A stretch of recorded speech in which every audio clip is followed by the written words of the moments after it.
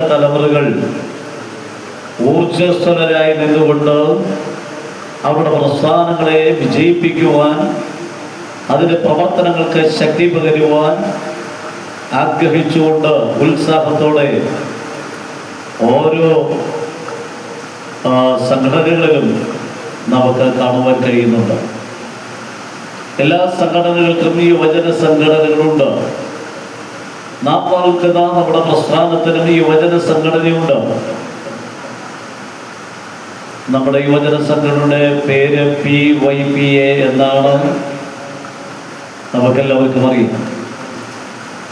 ഞാൻ ഓർപ്പിക്കുന്നത്, നമ്മുടെ സെന്ററിലുള്ള എല്ലാ യുവാക്കന്മാരും വളരെ ഊർജ്ജസ്വലരായി സഭകളിൽ നിൽക്കുകയും പ്രവർത്തിക്കുകയും ശുശ്രൂഷകളിൽ പ്രയോജനപ്പെടുകയും ചെയ്യേണ്ടത് അത്യന്താപേക്ഷിതമാണ്. അങ്ങനെ ശക്തരായി നിൽക്കുന്ന പ്രിയ യുവജനങ്ങളുണ്ടെങ്കിൽ നമ്മുടെ സെമിനാറുകൾ ഇതുപോലെ വയ്ക്കുമ്പോൾ നിശ്ചയമായിട്ട് അവർക്കൊരു ആവേശമുണ്ടാകും. അവർ നടത്തുന്ന പ്രസ്ഥാനമാണ്, അവർക്ക് പ്രാതിനിധ്യമുള്ള പ്രസ്ഥാനമാണ്. അതുകൊണ്ട് അവർക്കതിനകത്ത് ഉത്സാഹം കൂടുതൽ വരുവാനും സാധ്യതയുണ്ട്. നമ്മുടെ ലോകത്തിലേക്ക് നോക്കിയാൽ ഈ അനുകാലിക കാലഘട്ടത്തിൽ യുവജനങ്ങൾ മുന്നിട്ടിറങ്ങി വന്ന് പ്രവർത്തിക്കുന്ന നിരവധി പ്രവർത്തനങ്ങൾ നമ്മൾ കാണുന്നു. എല്ലാവർക്കും അറിയാവുന്നത്, ഇപ്പോൾ ആനുകാലികമായി മാധ്യമങ്ങളിൽ കാണുന്നതുമായ ക്രൈസ്തവ സഭയ്ക്ക് വിരോധമായി ഉണർന്നുകൊണ്ടിരിക്കുന്ന വചനങ്ങൾ RSS BJPയുടെ പ്രവർത്തകർ, അവരെ തന്നെ ഞാൻ ചൂണ്ടിക്കാണിക്കുന്നു. അവർ വളരെ ഊർജ്ജസ്വലരായിട്ടാണ് അവർ നിൽക്കുന്നത്. അതിലെ പടങ്ങളൊക്കെ നിങ്ങൾ കാണുമ്പോൾ അതിലെ മാധ്യമങ്ങളിലൂടെ കാണുന്ന ആ ഓരോ ലൈവൊക്കെ നമ്മൾ കാണുമ്പോൾ ഓരോ സ്ഥലത്ത് നടന്നുകൊണ്ടിരിക്കുന്ന അതേ കാര്യങ്ങൾ നമ്മുടെ കൺമുൻപിൽ കാണുമ്പോൾ ചാനൽ നിങ്ങൾ ശ്രദ്ധിച്ചാൽ അതിൽ വയസ്സന്മാരാരുമില്ല, ഉണ്ടോ? പ്രായം ചെന്നവരൊന്നുമില്ല. എല്ലാം നല്ല തടിപിടുക്കുള്ള, ചുറിയുറുക്കുള്ള, ഊർജ്ജസ്വലരായ ചെറുപ്പക്കാർ, യൗവനക്കാരികൾ ഇറങ്ങി നിന്ന നമുക്കെതിരെയാണെങ്കിലും അവർ ഊർജ്ജസ്വലരായി നിൽക്കുകയാണ് അവരുടെ പ്രസ്ഥാനത്തിന് വേണ്ടി. ഞാൻ ഓർപ്പിച്ചത്, നമ്മുടെ യുവതലമുറ അല്പം കൂടി ഉണരേണ്ട, ഊർജ്ജസ്വലരാകേണ്ട കാലഘട്ടം കഴിഞ്ഞിരിക്കുന്നുവെന്ന് നമ്മൾ ചിന്തിക്കണം. സ്തോത്രം. അതുകൊണ്ട് തന്നെയാണ് ഞാൻ ഓർപ്പിച്ചത്, പ്രതികൂല കാലാവസ്ഥ ഉണ്ടായിരുന്നെങ്കിലും ഇന്ന് കുറെ കൂടി ആളുകൾ ഇവിടെ യൗവനക്കാർക്ക് കൂടി എത്തിച്ചേരാമായിരുന്നു എന്നുള്ളതാണ് ഞാൻ ഓർമ്മിക്കുന്നത്. നമ്മുടെ സഭകളിൽ യൗവനക്കാർ മിക്ക സഭകളിലും ഉണ്ട്. എന്നാൽ അത്രത്തോളം ഊർജ്ജസ്വലരായി മുൻപോട്ട് വന്നിട്ടില്ല എന്നുള്ള കാര്യം കൂടിയാണ് ഞാൻ ഇവിടെ ഓർമ്മിക്കുന്നത്. ഈ കാലഘട്ടത്തിൽ പുതുതലമുറ പരിശുദ്ധാത്മാവിന്റെ നിറവിലേക്ക് അവർ കടന്നു വരേണ്ടതിന്റെ ആവശ്യകതയാണ് ഇന്ന് പകൽക്കാലം ഇവിടെ ചിന്തിക്കുവാൻ പോകുന്നത്. അതിന് വളരെ പ്രസക്തമായ ചിന്തകൾ കർത്താവിന്റെ ദാസനിലൂടെ നമുക്ക് കേൾക്കുവാൻ കഴിയും. വളരെ ആഴമേറിയ പഠനങ്ങൾ അതോടുള്ള ബന്ധത്തിൽ നമുക്ക് കേൾക്കുവാൻ കഴിയും എന്ന് ഞാൻ കർത്താവിൽ ആഗ്രഹിക്കുകയാണ്. പരിശുദ്ധാത്മാവിന്റെ നിറവിനെ കുറിച്ച് ഒരു കാര്യം നമുക്ക് ശ്രദ്ധിക്കുവാൻ കഴിയും. അപ്പോസ്തല പ്രവൃത്തികൾ 2-ാം അധ്യായത്തിന്റെ ആദ്യ ഭാഗത്തെ വാക്യങ്ങൾ നാം വായിക്കുമ്പോൾ അവിടെ നാം കാണുന്നത്, അവർ എല്ലാവരും പെന്തക്കോസ്ത് നാൾ വന്നപ്പോൾ അവരെല്ലാവരും ഒരു സ്ഥലത്ത് ഒരുമിച്ച് കൂടിയിരുന്നു. ആ വാക്യം ഇവിടുത്തെ കുഞ്ഞുങ്ങൾ ഒരാളൊന്ന് വായിച്ചേ. യെസ്.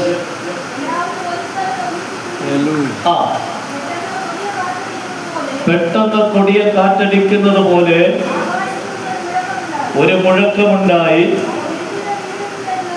അവരിരുന്നിരുന്ന വീട് മുഴുവൻ നിറച്ചു. അവർക്ക് അഗ്നിജ്വാല പോലെ പിളർന്നിരിക്കുന്ന നാവുകൾ പ്രത്യക്ഷമായി.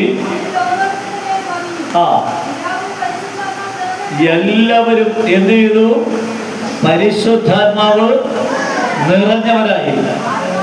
കരമുയർത്തിയെന്ന് പറഞ്ഞേ, എല്ലാവരും പരിശുദ്ധാത്മാവ് നിറഞ്ഞവരായി. സഭയുടെ ആരംഭമാണ് നമുക്കവിടെ കാണുവാൻ കഴിയുന്നത്. ക്രൈസ്തവ സഭ ഉടലെടുക്കുമ്പോൾ പരിശുദ്ധാത്മാവിന്റെ നിറവിലാണ് ദൈവസഭ രൂപം കൊണ്ടത്. പകൽക്കാലം നമ്മുടെ തീം പരിശുദ്ധാത്മാ നിറവ് പുതിയ തലമുറയിൽ. പകൽക്കാലം പ്രിയ ദൈവത്തിന്റെ മക്കളെ, ദൈവസഭയുടെ അംഗമായിരിക്കുന്ന യുവതി യുവാക്കന്മാർ അവരെല്ലാവരും പരിശുദ്ധാത്മാവ് നിറഞ്ഞവരാണ്. ആ മൂലയിലിരിക്കുന്ന അമ്മാമ്മ മാത്രം പരിശുദ്ധാത്മാവ് നിറഞ്ഞു, ഇവിടെ ഇരിക്കുന്ന ഒരു അപ്പച്ചൻ 2 അന്യഭാഷ പറഞ്ഞു എന്നല്ല. ആലയത്തിൽ കൂടി വന്നവർ എല്ലാവരും ആത്മനിറവിൽ ദൈവത്തെ ആരാധിച്ച് അവർക്ക് ലഭിച്ചതുപോലെ അന്യഭാഷകളിൽ അവർ സംസാരിച്ചു തുടങ്ങി. എന്ന് പകലിൽ പരിശുദ്ധാത്മാവ് നിറവിൽ ദൈവത്തെ ആരാധിക്കുന്ന സഭകളിൽ അന്യഭാഷയുടെ ജ്വലനമുണ്ടാകും. അന്യഭാഷയുടെ ശബ്ദം കേൾക്കുവാനിടയായി തീരും. നമ്മുടെ സഭയിൽ എത്രമാത്രം അന്യഭാഷയ്ക്ക് പ്രാധാന്യമുണ്ട്, എത്ര പേര് സഭയിൽ അന്യഭാഷ പറയുന്നുണ്ട്. എന്താണ് അതിന്റെ കാരണം? പറയാത്തതിന്റെ കാരണം ആത്മനിറവിലേക്ക് കടന്നു വന്നിട്ടില്ല. രക്ഷിക്കപ്പെട്ടു എന്നുള്ളത് ശരിയാണ്, അവിടെ പരിശുദ്ധാത്മാവില്ലെന്നും നമുക്ക് വാദഗതിയില്ല. പക്ഷേ ആത്മാവിന്റെ നിറവിലേക്ക് കടന്നു വരുവാൻ കഴിയുമ്പോൾ അന്യഭാഷകളിൽ സംസാരിക്കുവാൻ കഴിയും. ഇന്ന് പകൽക്കാലം അന്യഭാഷ സംസാരിക്കുന്ന സഹോദര സഹോദരി, കുഞ്ഞ്, നിന്റെ നാവിൽ ഒരു അന്യഭാഷ വരുന്നെങ്കിൽ അവിടെ നമുക്ക് ചിന്തിക്കുവാൻ കഴിയൂ. നിന്റെ മേൽ പകർന്നിരിക്കുന്ന പരിശുദ്ധാത്മാവിന്റെ ഒരു നിറവിന്റെ അനുഭവത്തിലേക്ക് നീ എത്തിച്ചേരുന്നുവെന്ന് അതുകൊണ്ട് നമുക്ക് ഗ്രഹിക്കുവാൻ കഴിയുകയാണ്. നിരവധി ചിന്തകൾ അതോടനുബന്ധിച്ച് നമുക്ക് തിരുവചനത്തിലൂടെ പഠിക്കുവാൻ കഴിയും. സ്തോത്രം, എല്ലാ കാര്യങ്ങളും ഞാൻ ഓർപ്പിക്കുവാൻ ആഗ്രഹിക്കുന്നുണ്ട്. അപ്പൊ പരിശുദ്ധാത്മാവിന്റെ നിറവിലാണ് ദൈവസഭയുടെ ആവിർഭാവം. ദൈവസഭ പകർന്നു വിടുന്ന പരിശുദ്ധ നിറവിലാണ്, ആത്മനിറവിലാണ്. ആകയാൽ ദൈവസഭ എന്ന് അവനായിരിക്കുന്ന തലമുറയെ, ഈ പുതിയ തലമുറ പരിശുദ്ധാത്മാവിന്റെ നിറവിലേക്ക് കടന്നു വരേണ്ടത് അവൻ ഏറ്റവും അത്യന്താപേക്ഷിതമായിരിക്കുന്ന ദൈവസഭയിൽ നമ്മുടെ പുതിയ തലമുറകൾ അഭിഷേകം പ്രാപിക്കുവാൻ, അന്യഭാഷയിൽ ദൈവത്തെ ആരാധിക്കുവാൻ, പുതിയ തലമുറ പരിശുദ്ധാത്മാവിന്റെ നിറവിലേക്ക് വരുവാൻ ഓരോ ദൈവദാസനും അതിന് ഊന്നൽ കൊടുക്കണം. ഓരോ ദൈവദാസിയും അതിന് ഊന്നൽ കൊടുക്കണം. നമ്മുടെ കുഞ്ഞുങ്ങൾ വന്നു പോകുന്നുവെന്നല്ല, ആരാധനയ്ക്ക് വന്നു അവരെ പോയി എന്നുള്ളതല്ല, മറിച്ച് അവർ അന്യഭാഷയിൽ ദൈവത്തെ ആരാധിക്കുന്നവരായി, ആത്മനിറവിൽ ദൈവത്തെ സ്തുതിക്കുന്നവരായി, പരിശുദ്ധാത്മാവ് നിറവുള്ളവരായി തീരുവാൻ നമ്മൾ വളരെ ശ്രദ്ധയോടെ അവർക്ക് കരുതലോടെ അവരെ കരുതി നാം ആരാധനകൾ മുൻപോട്ട് പോകേണ്ടതുണ്ട്. ദൈവത്തിന്റെ സ്തോത്രം. അവർ കൂടി ആരാധനയും പ്രാതിനിധ്യം ലഭിക്കുന്നവർ അവരെ ഉൾക്കൊണ്ടുകൊണ്ട് ദൈവിക സന്ദേശങ്ങൾ പറയുമ്പോൾ നമ്മുടെ പുതു തലമുറയെ കൂടി ഉൾക്കൊണ്ടുകൊണ്ട് സന്ദേശങ്ങൾ നാം അവരെ പറയുവാൻ ദൈവദാസന്മാരും ശ്രദ്ധിക്കേണ്ടതുണ്ട്. ദൈവത്തിന്റെ സ്തോത്രം. ഇപ്പോൾ നമ്മുടെ സഭകൾ, ഞാൻ സമയങ്ങൾ ദീർഘിപ്പിക്കുവാൻ ആഗ്രഹിക്കുന്നുണ്ട്. നമ്മുടെ സമയങ്ങൾ ഇപ്പോൾ ദൈവസഭ ഒരു വലിയ പ്രതിസന്ധിയിലൂടെ നീങ്ങിക്കൊണ്ടിരിക്കുകയാണ്. നമ്മുടെ കേരളക്കരയിലും ക്രൈസ്തവ സഭ പീഡനത്തിന്റെ ഒരു അവസ്ഥയിലേക്ക് കടന്നു വരുവാൻ പോവുകയാണ്. ദൈവത്തിന്റെ സ്തോത്രം. വടക്ക് ഇന്ത്യയിൽ, വടക്ക് കിഴക്കൻ സംസ്ഥാനങ്ങളിൽ വളരെ ശക്തമായ പ്രതികൂല സാഹചര്യങ്ങൾ ഉയരുന്നു. ലോകത്തിന്റെ വിവിധ ഭാഗങ്ങളിൽ ക്രൈസ്തവ സഭ പീഡ അനുഭവിക്കുന്നു.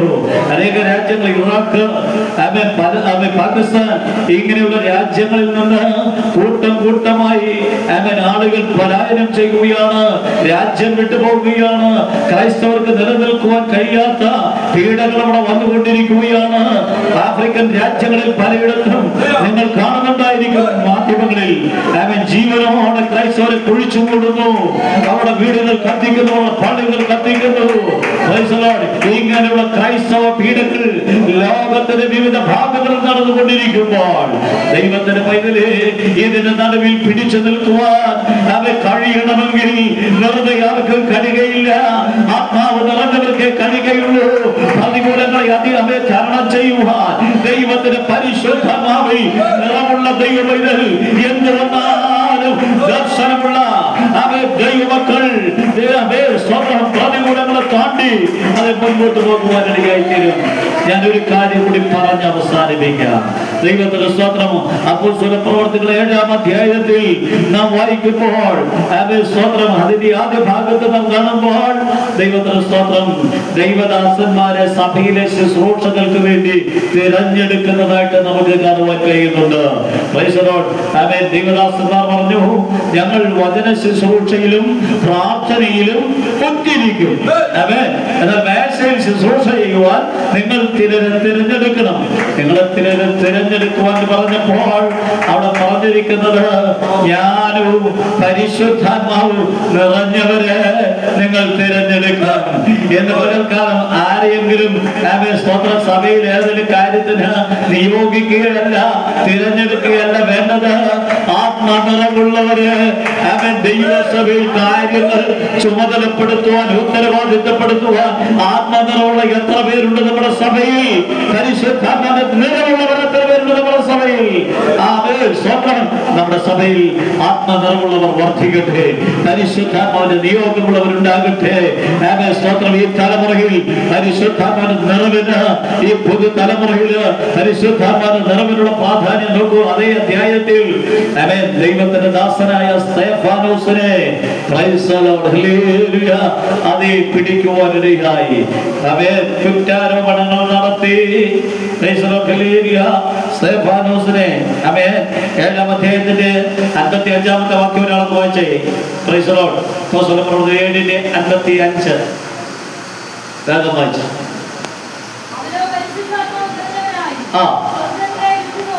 അവനോ പരിശുദ്ധാത്മാവ് നിറഞ്ഞവനായി സ്വർഗത്തിലേക്ക് ഉറ്റുനോക്കി. ആര്? സ്തെഫാനോസ്. ക്രൈസ്തവ വിരോധികളാൽ പിടിക്കപ്പെട്ടവൻ സ്തെഫാനോസ്.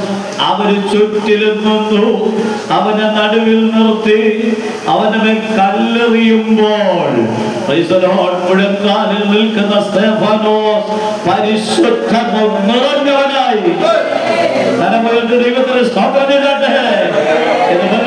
പ്രതികൂലങ്ങളെ അതിജീവിക്കുവാൻ അവൻ ദൈവത്തിന്റെ പൈതലെ നിനക്ക് കഴിയണമെങ്കിൽ, അവൻ കർത്താവിനെ തള്ളി പറയാതിരിക്കാൻ നിനക്ക് കഴിയണമെങ്കിൽ, നിനക്ക് ഈ കർത്താവിനെ ഉപേക്ഷിക്കാമോ എന്ന് ചോദിക്കുന്ന അത് സ്വന്തം അവസരത്തിൽ ആർക്ക് നിൽക്കുവാൻ കഴിയൂ? പരിശുദ്ധാത്മാവ് നിറഞ്ഞവനായി സ്തെഫാനോസ് സ്വർഗത്തേക്ക് ഉറ്റുനോക്കി. സകല അതേ പീഡകൾ വർദ്ധിച്ചാലും, പ്രതികൂലങ്ങൾ ഉയർന്നാലും, ശത്രുവിന്റെ പോരാട്ടങ്ങളുടെ നടുവിലും ദൈവത്തിന്റെ സഭ നിലനിൽക്കുന്നത് മറ്റൊരു ശക്തിയാലുമല്ല, ബുദ്ധിയാലും ജ്ഞാനത്താലുമല്ല, നമ്മുടെ മസിൽ പവർ കൊണ്ടല്ല, ദൈവസഭയുടെ നേതൃത്വം ആത്മാവിന്റെ നിറവിലാണ് എന്ന് ആത്മാവിനെ പ്രാപിച്ചുള്ള ദൈവത്തിന്റെ പേരില് ഈ നാടുകളിൽ ആത്മാവിന്റെ നിറവിലേക്ക് വരണം. അതിനെക്കുറിച്ച് ധാരാളം ദൈവദാസൻ പറയുന്നത്, ഞാൻ അതിനെക്കുറിച്ച് ഒന്നും പറയുന്നില്ല. ആ അഭിഷേകം പ്രാപിച്ചു എന്നുള്ളത് ഒരു യാഥാർത്ഥ്യമാണെങ്കിലും പരിശുദ്ധാത്മാവിന്റെ നിറവ് എന്നുള്ളത് മറ്റൊരു തലമാണ്. അതുകൊണ്ട് ആത്മനിറവുള്ള പുതിയ തലമുറയെ വാർത്തെടുക്കുന്നതിനായി നമ്മുടെ സഭകൾക്ക് പ്രാധാന്യം നൽകാം. മാതാപിതാക്കൾ തങ്ങളുടെ കുഞ്ഞുങ്ങളെ, നമ്മുടെ തലമുറയെ ആത്മനിറവിലേക്ക് കൊണ്ടുവരുവാൻ, പരിശുദ്ധാത്മാവിന്റെ നിറവിലേക്ക് കൊണ്ടുവരുവാൻ നമുക്ക് പ്രയത്നിക്കാം. അവരെ അതിനായിട്ടുള്ള അതേ സ്വന്തം ചൂടുവെപ്പുകൾ നടത്തുവാൻ, അതിനായുള്ള ദർശനങ്ങൾ നൽകുവാൻ ദൈവം നമുക്ക് കൃപ നൽകട്ടെ എന്ന് പറഞ്ഞുകൊണ്ട് ഏറ്റവും അനർത്ഥമായിരിക്കുന്ന പരിശുദ്ധാത്മാവിന്റെ നിറവ് പുതുതലമുറയിൽ നമ്മുടെ പുതുതലമുറകൾ ആത്മപൂർണരായി ആത്മനിറവുള്ളവരായി തീരുവാൻ, ദൈവസഭയ്ക്ക് അനുഗ്രഹമായി തീരുവാൻ, പ്രതികൂലങ്ങളുടെ നടുവിൽ കഷ്ടങ്ങളുടെ നടുവിൽ അവർ നെതിരെ നിൽക്കുവാൻ ദൈവം എല്ലാവരെയും ശക്തരാക്കട്ടെ. നമ്മുടെ തലമുറകളെ ദൈവം അനുഗ്രഹിക്കട്ടെ എന്നുകൂടി ഓർപ്പിച്ചുകൊണ്ട് ഞാൻ എന്റെ വാക്കുകൾക്ക് വിരാമം കുറിക്കുന്നു. ദൈവമായ കർത്താവ് നമ്മെ എല്ലാവരെയും ധാരാളമായി അനുഗ്രഹിക്കുമാറാകട്ടെ. നമുക്ക് ഒരു നിമിഷം പ്രാർത്ഥിക്കാം. നമ്മുടെ കണ്ണുകളെല്ലാം ഒരു അനുഗ്രഹമായി മാറുവാൻ ആരംഭം മുതൽ അവസാന നിമിഷം വരെ ക്ലാസുകൾ വളരെ അനുഗ്രഹിക്കപ്പെടുന്നതിൽ